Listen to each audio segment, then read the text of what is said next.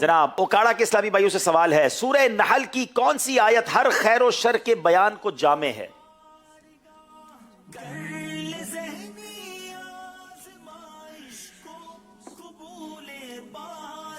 سورہ نحل کی وہ کون سی آیت ہے؟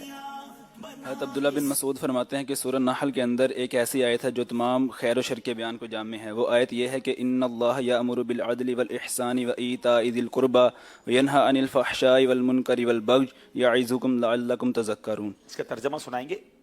بے شک اللہ عز و جل عدل، احسان اور رشتہ داروں کو دینے کا حکم دیتا ہے، اور وہ تمہیں بے حیائی بری باتوں اور ظلم سے منع کرتا ہے، اور وہ تمہیں نصیحت کرتا ہے تاکہ تم نصیحت حاصل کرو. جواب درست دے دیا ہے.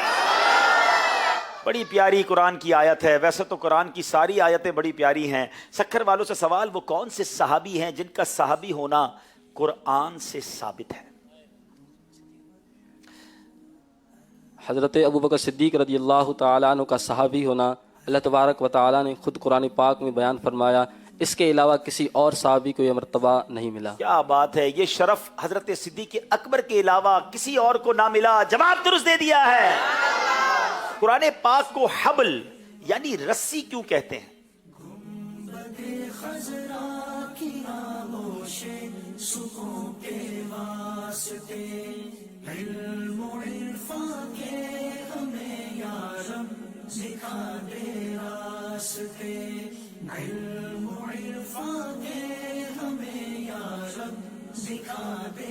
جلدی کریں، 3 سیکنڈ رہ گئے. رسی کے ذریعے حبل کا مطلب ہے رسی، اور اس کے ذریعے 3 کام ہوتے ہیں.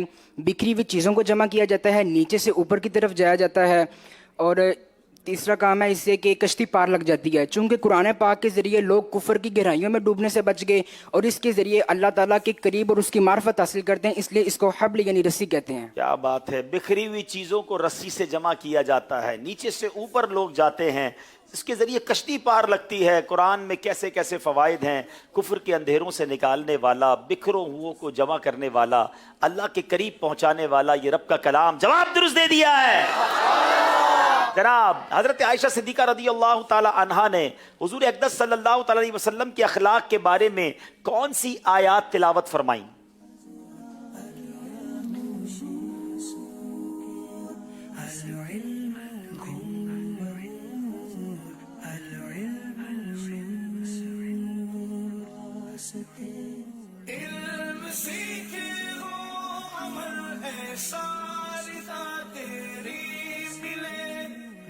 بسم اللہ الرحمن الرحیم. حضرت یزید بن بابنوس رضی اللہ تعالیٰ عنہ نے وہ فرماتے ہیں کہ ہم نے حضرت عائشہ صدیقہ رضی اللہ تعالیٰ عنہ سے عرض کی، اے ام المومنین رضی اللہ تعالیٰ عنہا، حضور علیہ الصلوۃ والسلام کے اخلاق کیسے تھے؟ تو آپ رضی اللہ تعالیٰ عنہ نے ارشاد فرمایا کہ حضور علیہ الصلوۃ والسلام کا خلق قرآن تھا. پھر آپ نے فرمایا کہ تم سورہ مومنون پڑھتے ہو تو پڑھو. تو انہوں نے قد افلح المومنون سے لے کر 10ویں آیت کے آخر تک پڑھا. پھر آپ عائشہ صدیقہ رضی اللہ تعالیٰ عنہ نے ارشاد فرمایا کہ حضور علیہ الصلوۃ والسلام کے اخلاق ایسے ہی تھے. سبحان اللہ. نبی پاک کا اخلاق قرآن کریم ہے. آقا علیہ الصلوۃ والسلام کی کیا بات ہے. جواب درست دے دیا ہے. مرنے والے کے پاس سورہ رات پڑھنے سے کیا فائدہ حاصل ہوتا ہے؟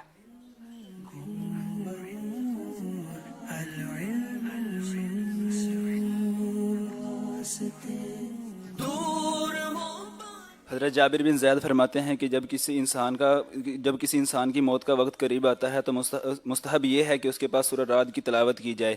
یہ مرنے والے کے لیے آسانی اور اس کی روح کے قبض ہونے میں تخفیف کا سبب ہے. جی جناب، جب کسی انسان کی موت کا وقت قریب آئے تو مستحب یہ ہے کہ اس کے پاس سورہ رعد پڑھی جائے، کیونکہ یہ مرنے والے کے لیے آسانی کا اور اس کی روح قبض ہونے میں تخفیف کا سبب ہوگی. جواب درست دے دیا ہے. پیارے آقا علیہ الصلوۃ والسلام جمعہ کے دن فجر میں کون سی سورت تلاوت فرمایا کرتے تھے؟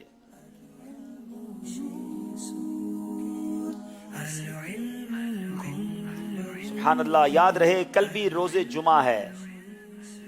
حضرت ابو درداء رضی اللہ تعالیٰ عنہ سے روایت ہے کہ حضور علیہ الصلوۃ والسلام جمعے کے دن فجر کی نماز میں سورہ سجدہ اور سورہ دہر کی تلاوت فرمایا کرتے تھے. فجر کی نماز میں سورہ سجدہ اور سورہ دہر کی تلاوت فرمایا کرتے تھے. جواب درست دے دیا ہے.